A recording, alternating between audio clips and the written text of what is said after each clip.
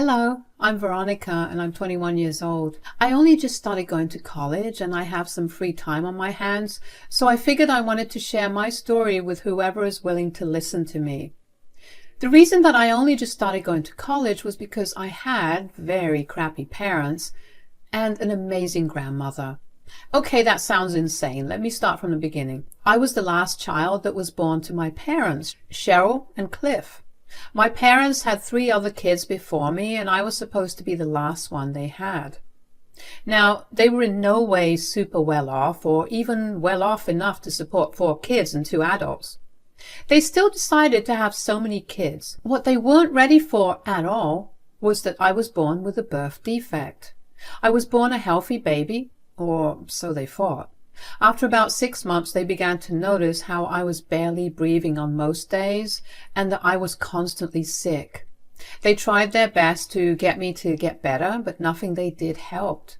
Eventually, they took me to the doctor, where I got diagnosed with an acute form of congenital heart defect. Honestly, I don't even know how the doctors missed that at the time of my birth, but really, I'm just grateful that I got to live past that. My parents, however, were very unhappy with the diagnosis. They went to tell my grandma, Rhea, about it as soon as they got the results about my tests. "Oh, hi guys, what brings you here today?" "Well, we need to tell you something important." "Oh no, is it bad?" "You know what? Why don't you come in? I have some freshly brewed hot coffee here." "That would be lovely, Mom." "So, what's going on?" "So, you know how Veronica has been sick for a really long time?" "Yes, I've been begging both of you to take her to the doctor." "Well, we did when it got really bad. She was barely breathing and had put on barely any weight in the last few months." "Oh no, what did the doctor say?" "They ran a lot of tests on her and they diagnosed her with CHD, or congenital heart defect." "Oh my, that sounds really serious. Will she be okay?" "Thankfully, yes, she'll be able to live because she has an acute form of the defect." "If it's a heart thing, why didn't the doctor catch it at the time of birth?" "Apparently the doctor heard nothing wrong at the time of birth, so it must have developed later on for her." "So what's the treatment like?" "It's going to be a lot of medication because she's still too young for surgery, and not to mention we don't have that kind of money for surgery right now." "I understand. If you need any help whatsoever with her, you can ask me." "Thanks a lot, Rhea." "Oh, come on. What's a grandmother for?" According to my grandmother, who, by the way, is the reason I know all of this to begin with, my parents seemed relieved that they had someone to count on if they needed help. My grandmother had been trying to keep her space from them before me because she was very disapproving of them having kids they could not afford. But she saw that I needed help and she decided that it was time to step in and help me out. So for the next 2 months, Grandma took care of all my medical expenses. My parents only had to look after me, but they apparently couldn't even do that much. I was barely kept alive in their house. Both of them worked so much that I had no one to actually look after me. The responsibility of taking care of me fell on my older siblings, who began to grow resentful of me because I was stealing their free time from them. That's not really something I can hold against them too. I mean, I would have felt the same way too if I was in their position.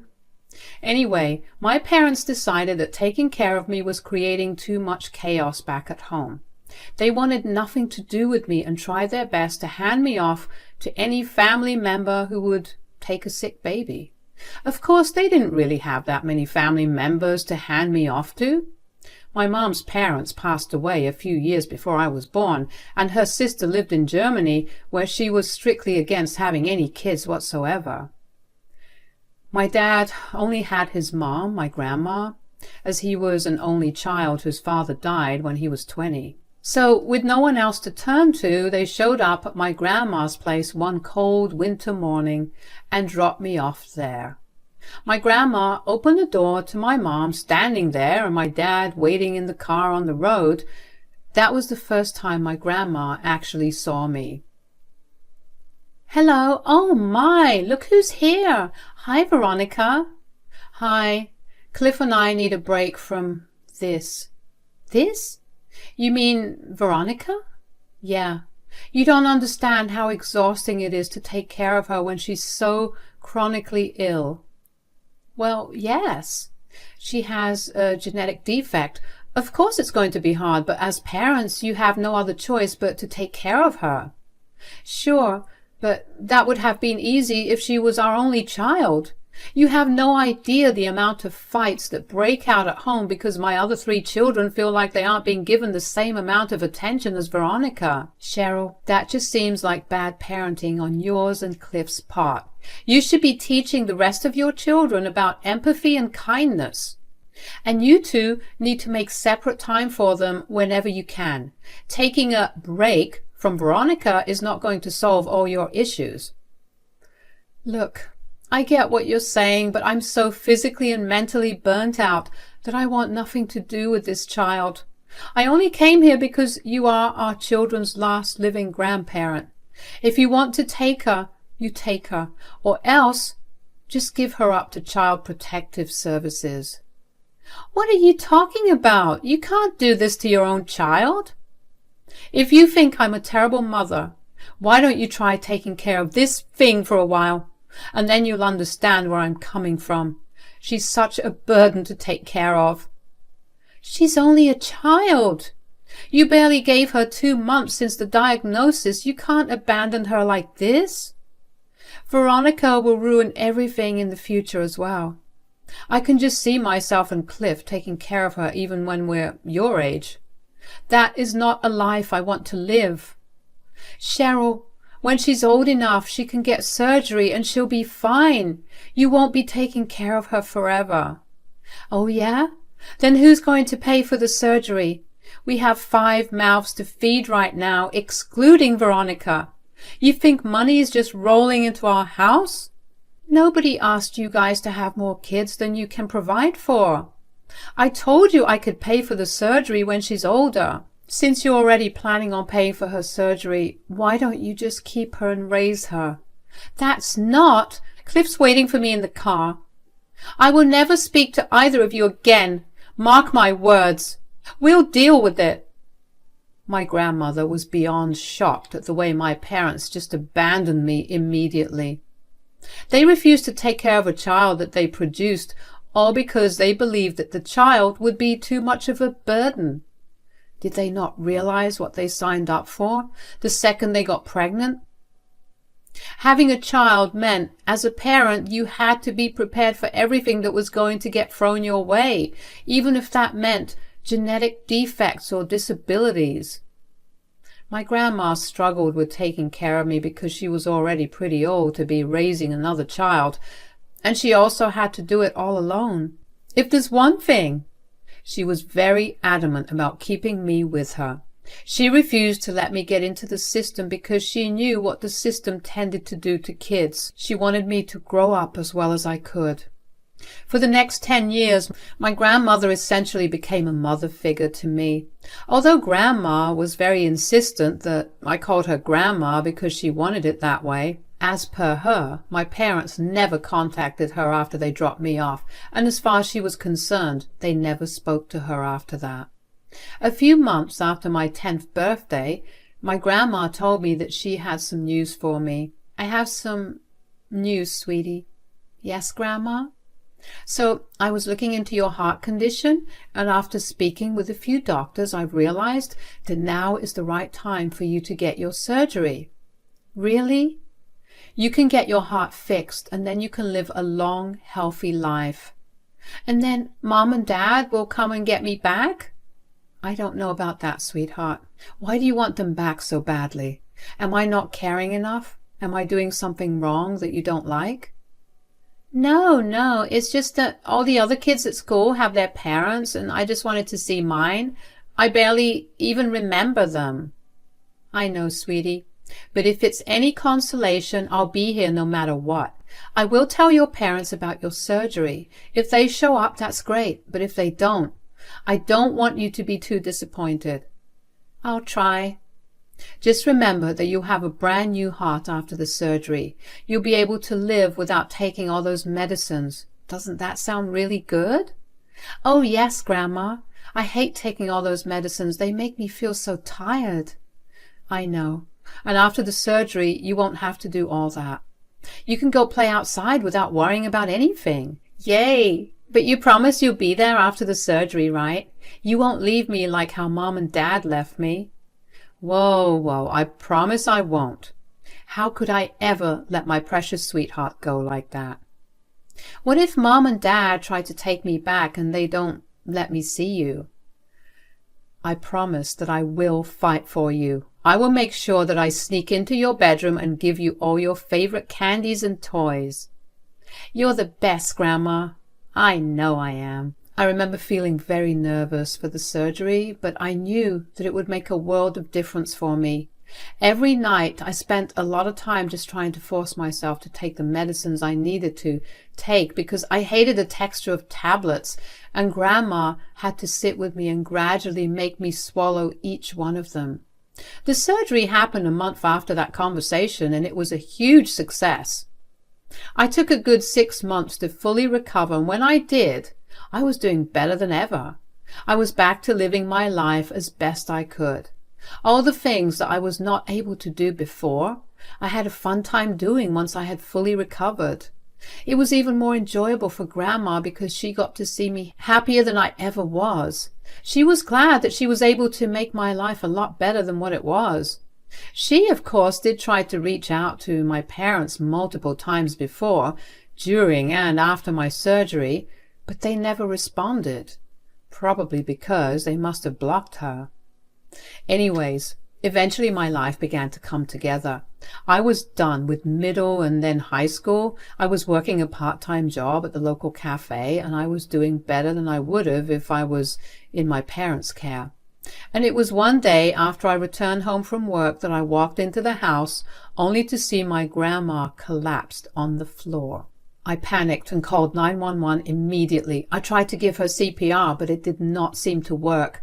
Thankfully, the ambulance got to Grandma fast and she was taken into the ER. Once there, I was told that she had a heart attack. Before I could even react, I was guided to complete some paperwork, and when I finally returned to the room, Grandma was waking up. Oh my God, what happened? Where am I? Grandma, oh, thank God you're awake. Well, yes, but what even happened? You had a heart attack. Thankfully, it wasn't too serious. I had a heart attack?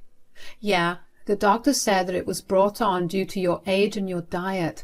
So there's going to be some real heavy restrictions on what you eat, and you're going to have to start exercising every day now. Oh, hell, I don't care about all that. I know, but you're all that I have left. You can't leave me right now. Oh, sweetie, you're right. I haven't even asked you how you're doing. I'm okay. I was really scared, though. If I didn't come back home in time... Shh, don't think about the what-ifs. Everything worked out fine, and I promise you that I'll take better care of myself right now. I'm way too young to leave you. That's true. Although this has made me think about redoing my will. Don't speak like you'll pass away any minute now. No, it's just... all of this was so sudden. Who knows what will happen even tomorrow? I didn't wake up this morning anticipating a heart attack. I just want you to be well taken care of after I go, too. You're right. So what are you going to do about your will? As soon as I get out of here, I'll contact my lawyer and have him revise everything. At first, everything was going to go to your father, but now I don't think so. You'll get everything. Me? Why me? I didn't do anything much. Sure, but I raised you like you were my own child. You've been there with me these past 18 years while your dad hasn't even attempted to call me even once since he left you with me. I don't want my remaining things to go to someone who's so selfish. Well, whatever you choose to do, I'll support you. I just want you here, and that's more than enough. I was still reeling in from the fact that Grandmother, my only family, almost died.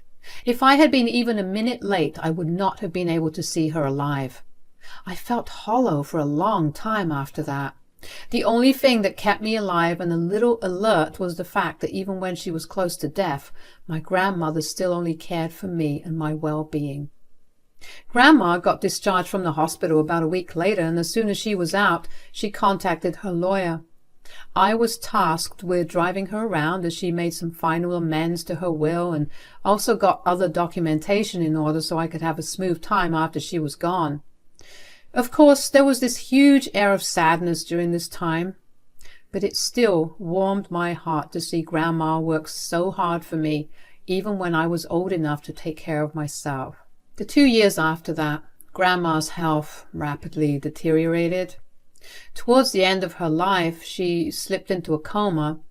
I was an inconsolable mess. I wanted nothing more than for her to wake up and console me, but that would not be possible. Since she was my dad's mom, I figured that he'd at least want to see her before she died. I couldn't reach their numbers, but I happened to find their email IDs, so I sent them an email telling them about Grandma's nearing end, and I never got a response from them even after her death. After Grandma's death, I was a mess. I spiraled into depression because it finally settled in me just how lonely I really was. I had no family and barely a few friends. My grandma was all I had. My anger and resentment towards my parents only grew larger at this time because I blamed them for putting the stress of taking care of me on her. Maybe if she didn't have to take care of me for so long, she'd have lived longer. I eventually managed to get myself out of that spiral and went back to living as normally as I could. And just when things were starting to get better, a whole year after Grandma passed away, I was visited by my parents. "Veronica, you look so good." Hello? "Do you recognize us?" "Not really." "Of course, it's been a very long time since we last saw each other. I'm your mother, Cheryl." "And I'm your father, Cliff." "Oh, hi. What brought you guys here?" "We only just heard about Ria's passing away. We came by to offer our condolences." "Right. You're 1 year too late for that." "Oh, I know that you have every right to be mad at us, but could you cut us some slack? We only just found out about it." "I literally emailed both of you about it, and you never got back." "To be fair, we had a lot on our plate at that time, and checking our emails was the last of our concerns." "Great. Well, if you're done offering your condolences, you can leave." "No, wait. We understand that you inherited everything that Ria got." "Including her house?" "If you're here to contest the will by any means, I want you to know that Grandma's will specifies that you won't be getting anything from her." "No, we don't want any of that. We understand that we messed up big time and you should rightfully get what she left you. We just had another request to make of you." "Frankly, I don't care. I don't think I should even be listening to you right now. Just please give us 2 minutes." "Fine. What is it?" "Well, Cheryl and I ended up moving into an apartment after our kids left the home for college. Turns out I miscalculated our finances for years, and now we have no money at all." "I know we could get jobs, but we only just retired because we have been constantly working for 20+ years. I think we deserve a break, isn't it?" "Well, if you don't have the money to survive, you will need to work. You can't afford a break." "Yes, but now we got evicted from our apartment for not having paid rent for the past 2 months, and we were wondering if we could move in with you for a while." "Why won't your other children help?" "Oh, they're all way too busy with their own lives, plus they have their own kids to handle now." "So let me get this straight. The kids you valued over me abandoned you in your time of need?" My, the irony is hilarious." "There's no need to be such a jerk about it. Just give us an answer, yes or no." "Honestly, I would love to, but I think you'd be too much of a burden to look after, so hard pass." "Are you quoting us?" "How dare you talk to your parents this way?" "You stopped being my parents the second you gave me up to Grandma. She was the one who raised me and took care of me. You have no right to behave like my parents now. We have every right to be that way. Great, and I have every right to slam the door in your face right now. Goodbye. I was honestly astounded that my parents even dared to show up in that manner. Part of me did feel bad for being a tad bit disrespectful towards them, but then I remembered what they did to me. No parent should ever do that to their child. Just because they didn't sign away their parental rights didn't mean that they were still my parents. Besides, if they actually cared about me, they would not have come to me only because I was some sort of last resort to them. The first thing they ever did when they saw me for the first time in 20 years was to demand that I let them live with them. And tell me that I was being disrespectful? Grandma was right. They were every bit the selfish monsters she painted them out to be. I was glad that they had no other way to contact me. I didn't really care to find out what happened to them either. Although they did contact me via Facebook to tell me that they were in the streets, living out of their car because they had nowhere else to go, I blocked them immediately because I did not want to be tempted in any way to help them out when they barely batted an eye after leaving me with Grandma. I had absolutely no obligation to help them out no matter how better off I was. As for now, I put myself through therapy while attending college. Thankfully, Grandma started planning for my future after I dropped off, and she carefully invested in all the right places, and that allowed me to gather all the finances I needed for the next few years. Also, me being the sole recipient of her inheritance meant there was more for me to have. I'm slowly getting better, and I'm still processing everything that happened in the past year and a half. I'm sure that things are only going to get better from here on, because my grandma ensured that much for me. I really do miss her, and I'm sure that she'd be proud of me for the way I've been standing up for myself. I have no choice but to make the most of this new life that I've been given. Thank you for listening.